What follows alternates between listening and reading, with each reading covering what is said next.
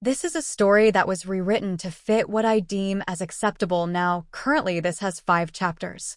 To be honest, it's 4 chapters and a prologue, which I should have cleared that up. Time swings a different tone.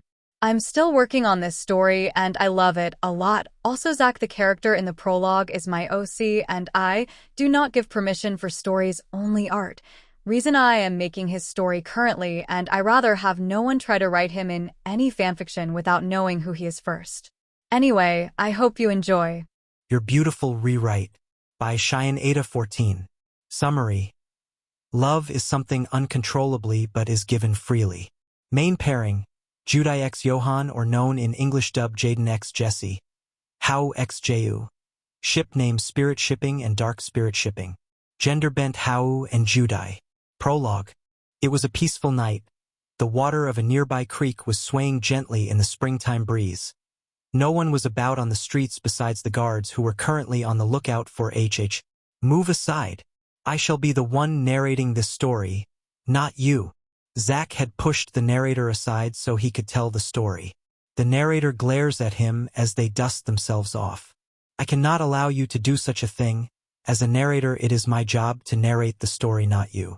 And you're not even supposed to be here in the first place. Go back to your universe where you belong. Nah, I like this, and I'm bored, so I'm taking over now. He snapped his fingers, and the narrator was screaming as they fell through a portal that was summoned by Zach. As the portal had closed up, Zach plopped himself on the armchair. Now, let's change things up a bit, shall we? He winked at you before snapping his fingers again. The screen faded to black and started to brighten up again.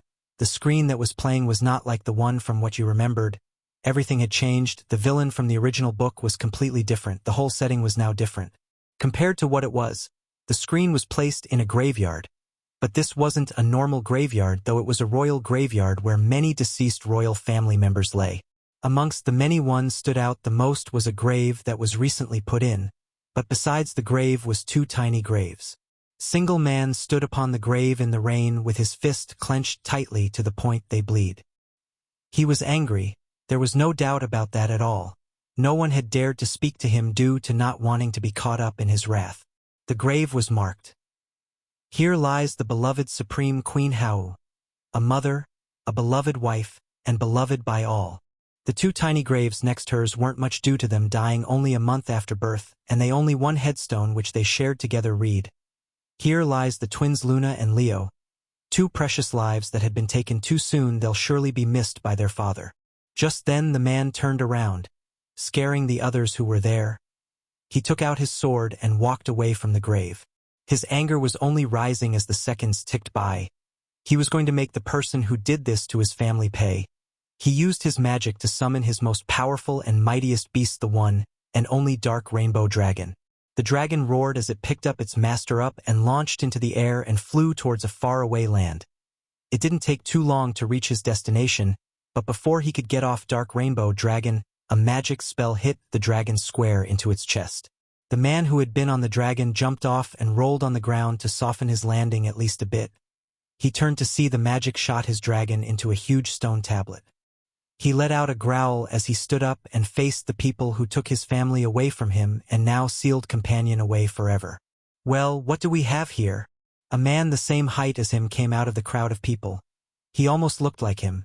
The other could be mistaken as his twin, though minus the other's blonde hair, and he wore clothes that were white, blue, and golden, and his eyes were a lighter color to his own.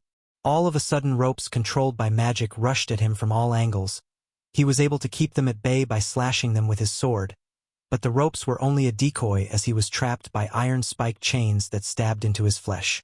The pain that was sent through him was due to the spikes piercing into his skin, but he didn't show his pain to the other, not wanting to give him the satisfaction that he brought him any pain, and simply glared at him. What is an evil thing like you doing in my land, Jehu? You know why, you murdering bastard? Jehu spat at him as his blood dripped to the dirt below him where the chains were paining him down to. The man just rolled his eyes and started walking towards him, instead unsheathing his own sword from off his belt. So dramatic, aren't you?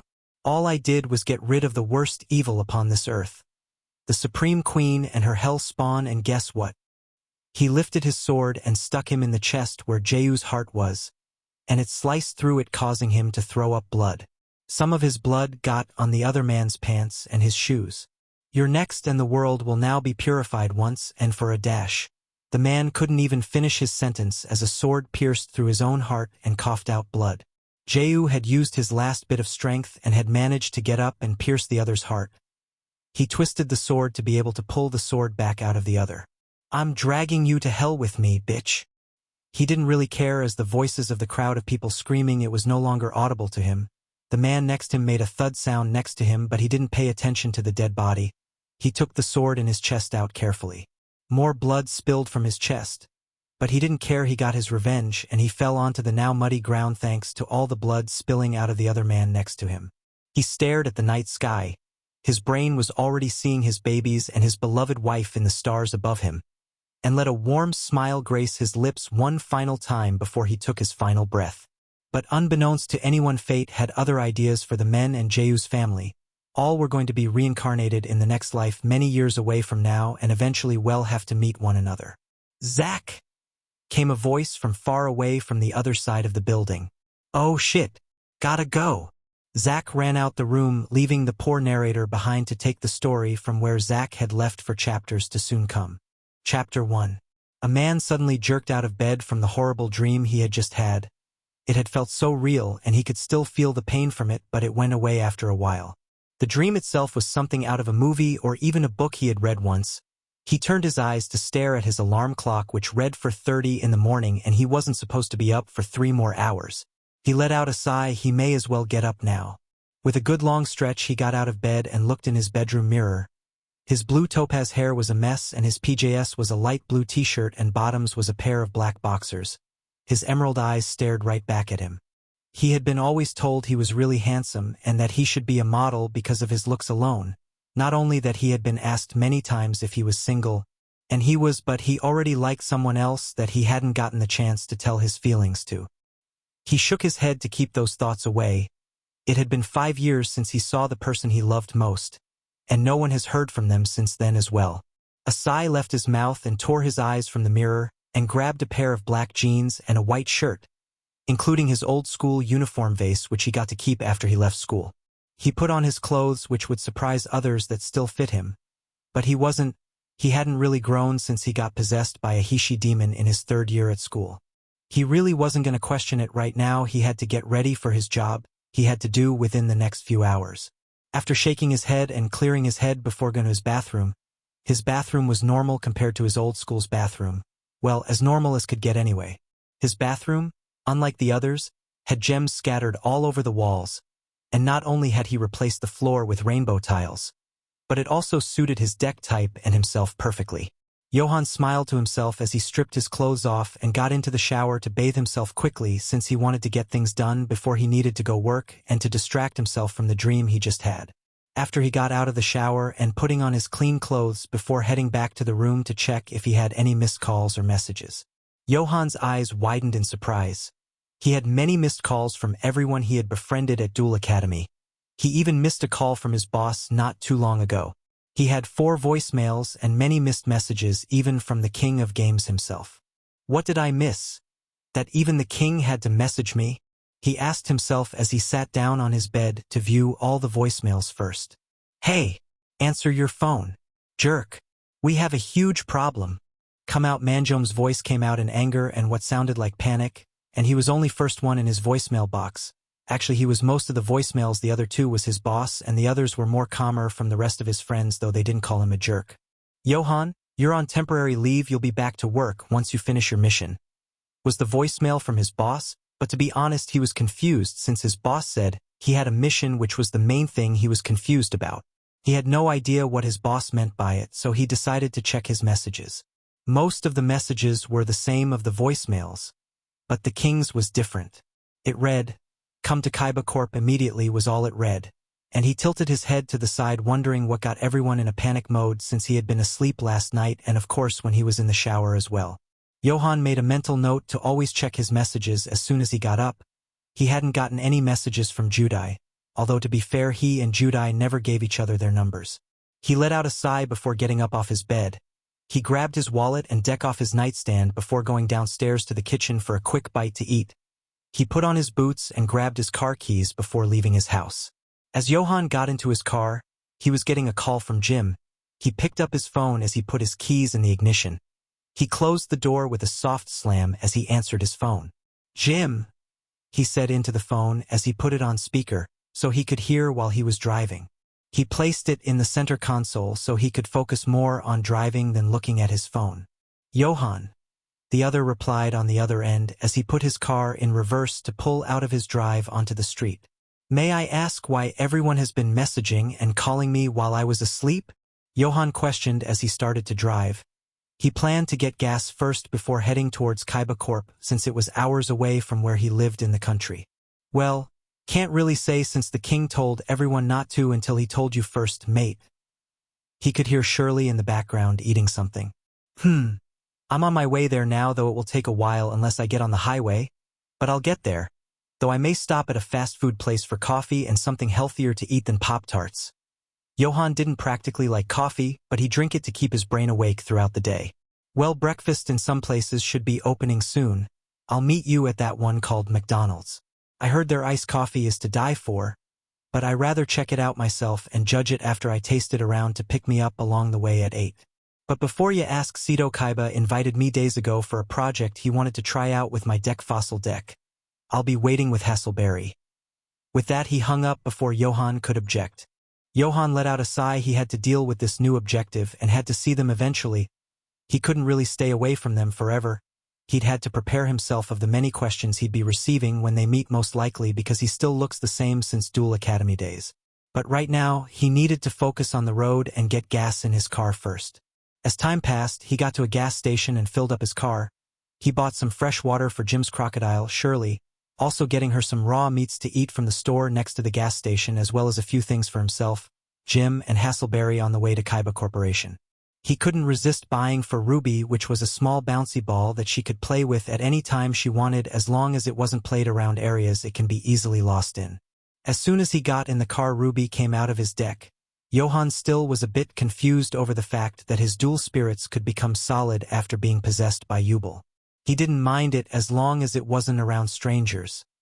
They didn't know he was cool with it. Johann smiled as Ruby got into his lap and laid there after he put his seat belt on. He gave Ruby a few pets before he was on his way to find Jim and Hasselberry. It took him a while to search each McDonald's until he found the right one. It had at least taken him a few minutes to actually get there, but altogether since waking up it had been 3 hours and 30 minutes since he had woken up from his nightmare and needed coffee bad at this point. Ruby stayed in the car and hid herself in a spot where she wouldn't be seen as Johann got out of the car, locking it behind him before heading inside to get his cup of coffee. He would get her something for her while he was inside with Jim and Hasselberry. Right now he wanted to freshen himself up again before heading to Kaiba Corporation.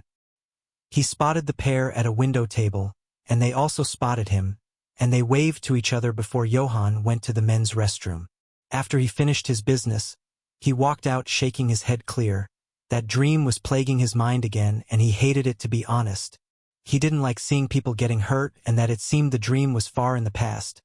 But the one thing that bothered him was Dark Rainbow Dragon. There was no way that vision of his dragon was impossible in that time frame, because it didn't look like the Rainbow Dragon Maximilian Pegasus had created to get them back from the dual monster realm. Johann only had that darker vision because of Yubel and forced his soul into his dragon's body so he would be able to take full control and to hurt Judai more in the process. To be fair, he couldn't blame her / him. He would have done the same if he had gone through the same pain and had already forgiven Yubel for their actions, but the pain he had to go through because of her / him had left a scar on his heart because he never wanted to hurt Judai. Judai was his long-term crush, though to be honest with himself he knew it wasn't just a crush deep down. He knew he was in love with Judai, but he knew he lost his chance to tell the other of his feelings a long time ago. Johann pushed those thoughts to the back of his mind as he went to the counter and ordered himself something to eat, and he got an iced coffee to help keep himself awake. After he got his order, he went over to Jim and Hasselberry's table. "Hey, Hasselberry, Jim," he hummed out before sitting down across from the pair. He put his food on the table in front of him. They still had some food in front of them as well. "Johann." Both greeted him in return. As Johann ate, he noticed something was missing. "Where's Shirley?" He usually never saw Jim without her on his back, but then again, a crocodile couldn't really come inside a place like this. and he wondered where she was at because he hadn't seen her when he pulled up in the parking lot. She's back at the place we're temporarily renting. She's gotten older and can't be going everywhere anymore, especially now that she has laid a few eggs. I'd rather her stay behind to protect her future hatchlings. Jim explained to him as he finished his food. Not only that, Jim and I only accepted Kaiba's offer because we needed more land, not just because of Shirley and her eggs. We also wanted to expand our family with adopting a child and getting a surrogate mother to have a child with our own DNA, Hasselberry exclaimed excitedly. And it would be more room for all our friends and you, of course, Johan, to visit us. Calm down, love. Let the poor boy's brain process the information first before dropping more bombs on him. Jim told the other male, giving him a kiss on the cheek.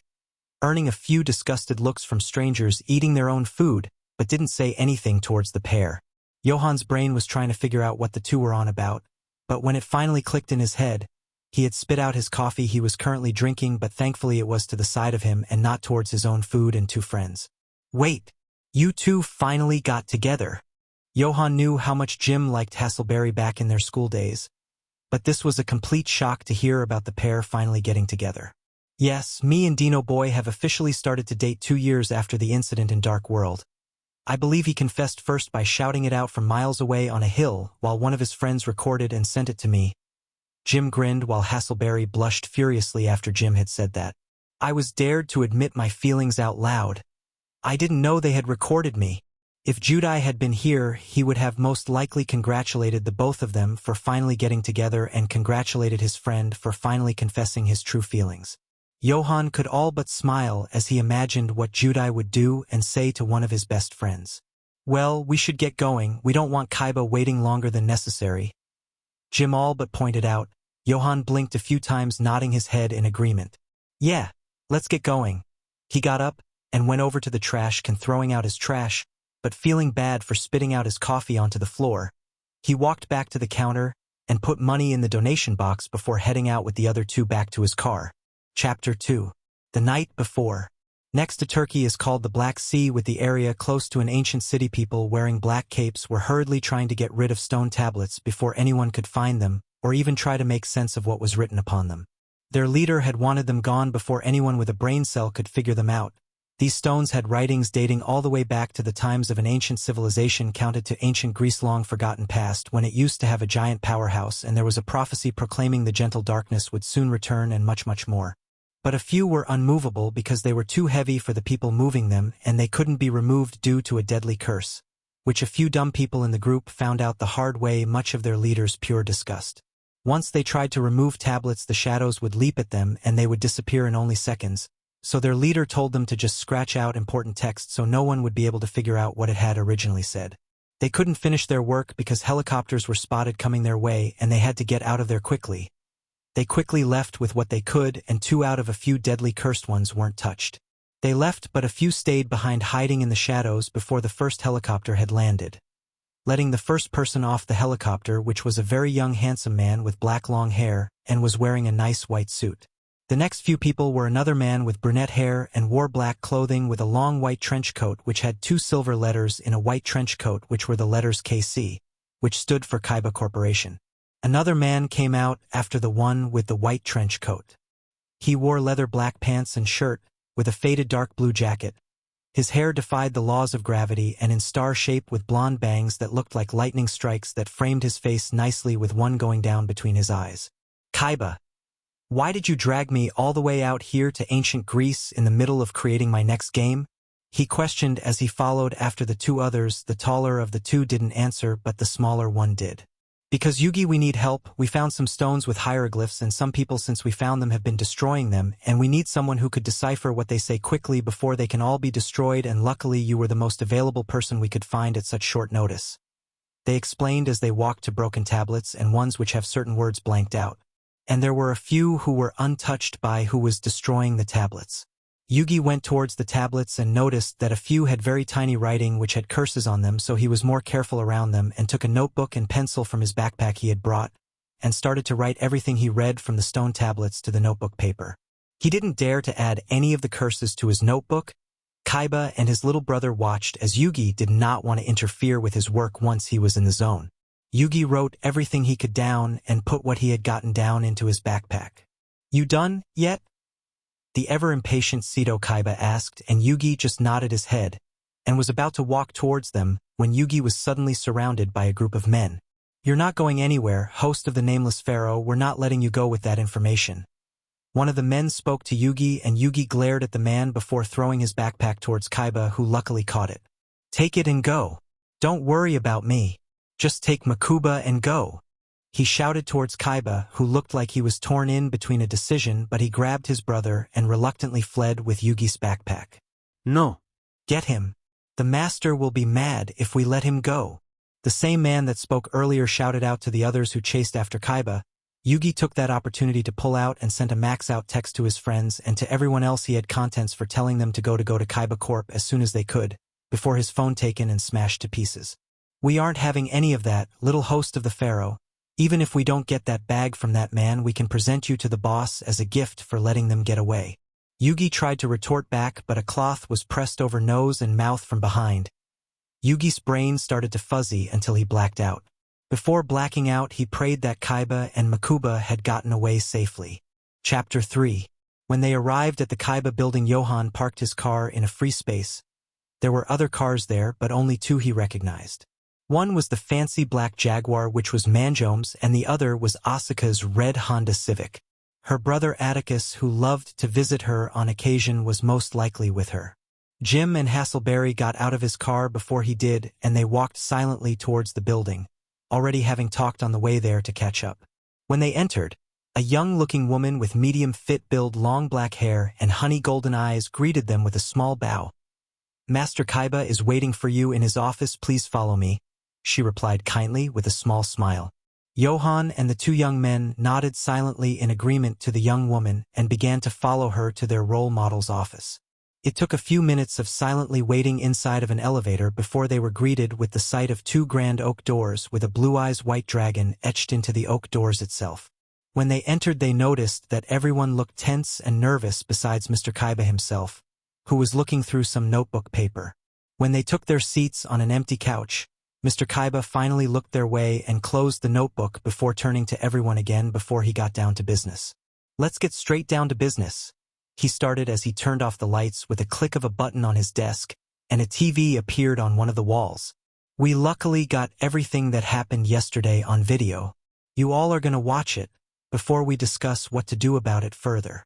The video played for them, and all of them were shocked at what they saw as strangers had kidnapped the King of Games by surrounding him, and all their king could do was throw his bag at Mr. Kaiba, and as soon as Mr. Kaiba and his brother managed to get away, the video cut off. No one spoke for a while since their brains were trying to focus on the events of the video, but not Johan. His mind went straight towards the tablets with ancient writing that looked really familiar to him, though he didn't know why, since he couldn't read the text on them. Ruby appeared beside him, visible to everyone, and his friends were shocked at the sight of her.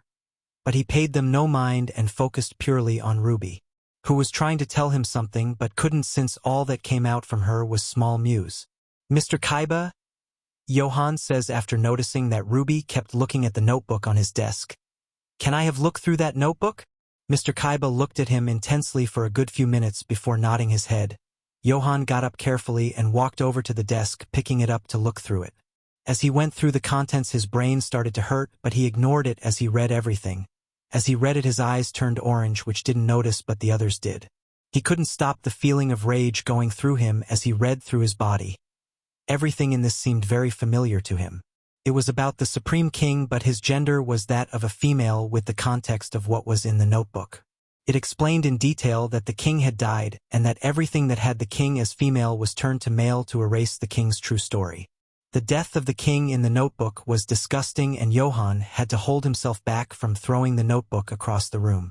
There was something about a reincarnation promise between the king and his unknown lover, and a prophecy about something that his mind wasn't focusing on right now.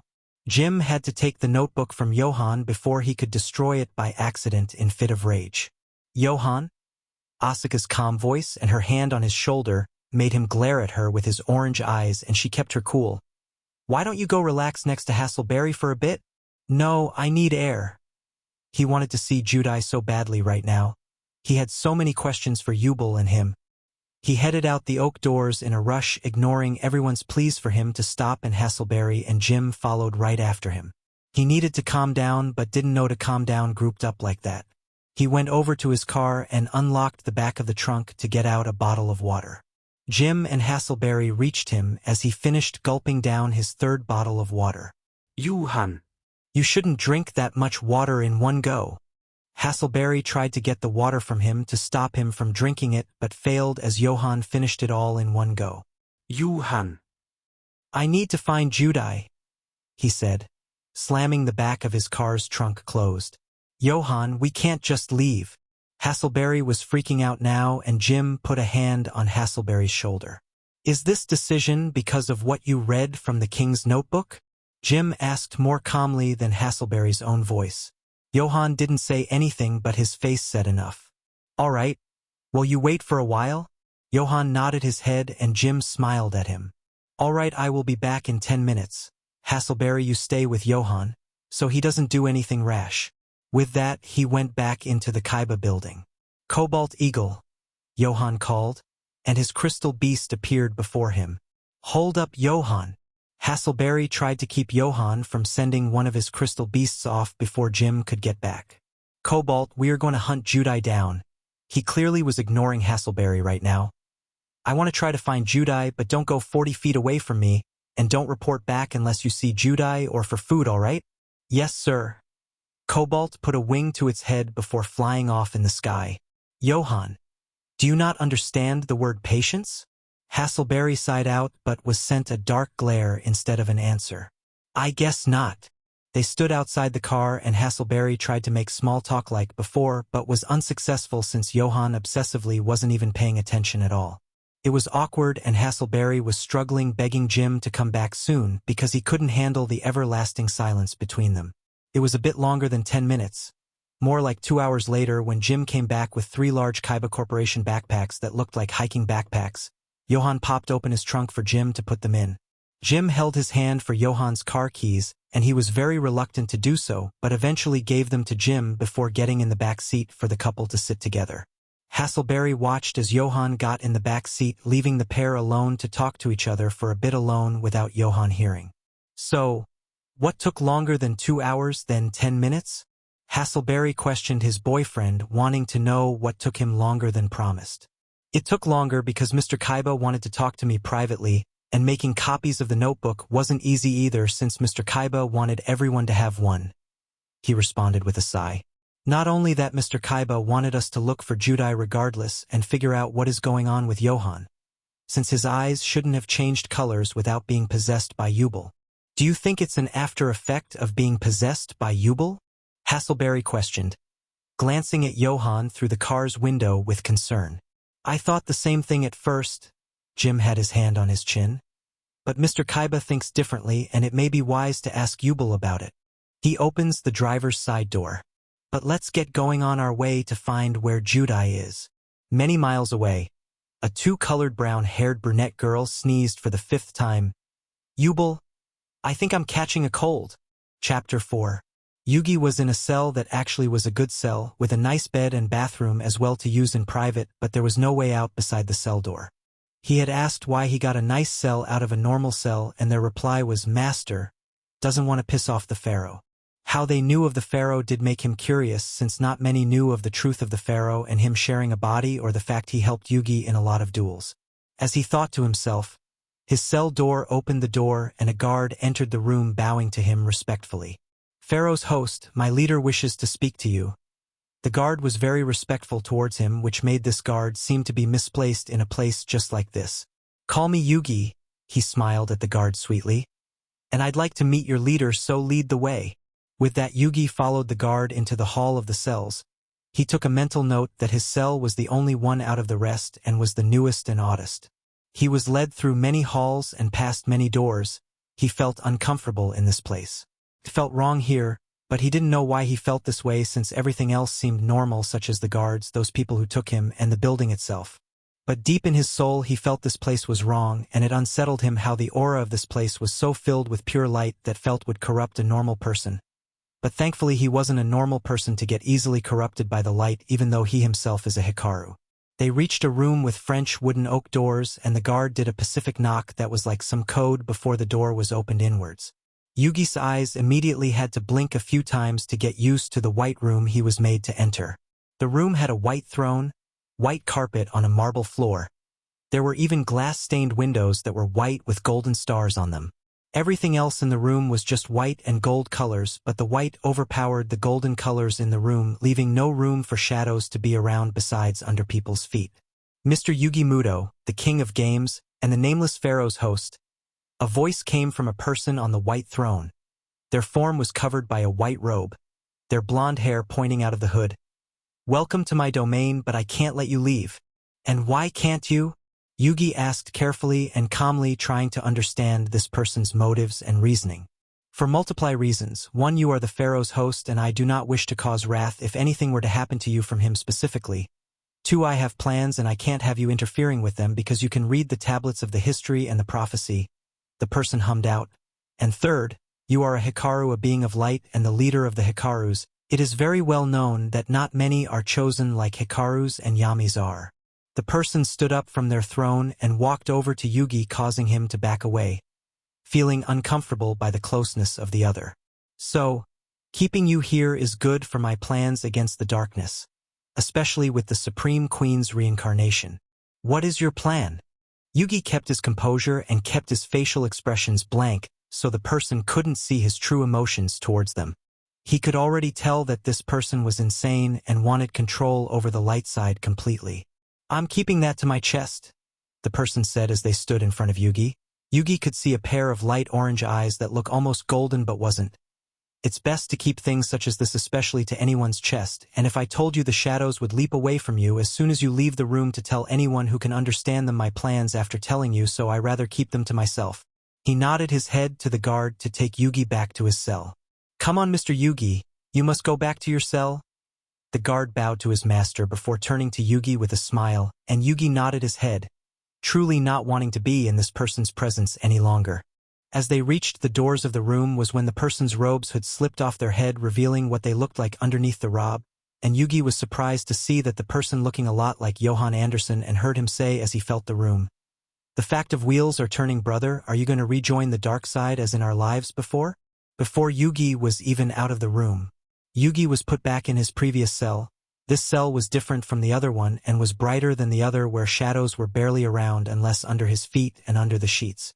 His shadows couldn't leave him to go tell the other Hikarus what's going on. If only this place wasn't this bright, then maybe he could have told them what was going on, and he wished he had a cell phone to contact anyone from outside this place. The guard stayed with him and looked so relieved, like how Yugi felt about being away from the guy that made him uncomfortable. "How can you do it?" the guard asked him while leaning against the wall of the room, taking off his helmet, revealing his white hair and purple-violet eyes. He had light blue highlights at the end of his hair. "How can I do what?" he asked, sitting on the bed looking at the guard with an eyebrow raise. "You can be in the leader's presence without fear," he told him while looking at his helmet. "Something about the leader is just wrong. Everything he does for the light is just twisted and sick.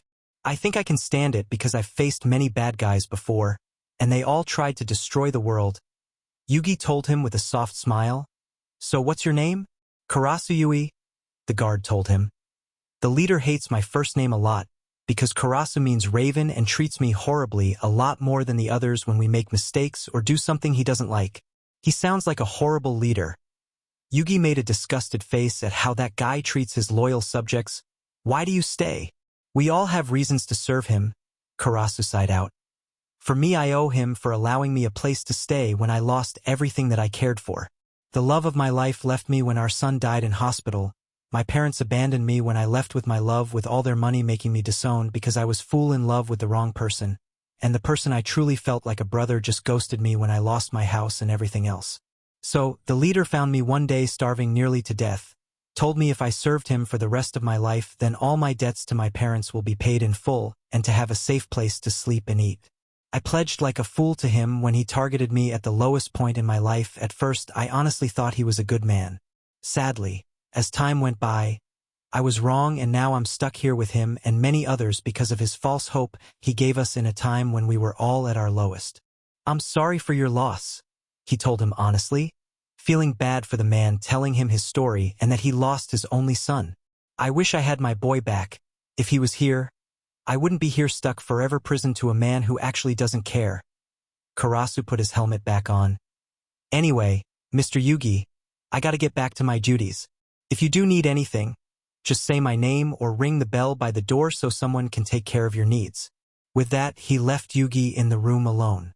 Yugi waited until Karasu was far away from the cell. Yugi looked everywhere in the room to make shadows be able to move them to the open glass window which was barred, and as the day went by Yugi felt joy in his heart as the shadows from the bars grew. He quickly sent Kuribo from his deck with the limited shadows and sent the dual spirit away, hoping that Kuribo could find someone to get him out of there. All he had was hope now, and which was all he had left now. That's it for now. See you soon.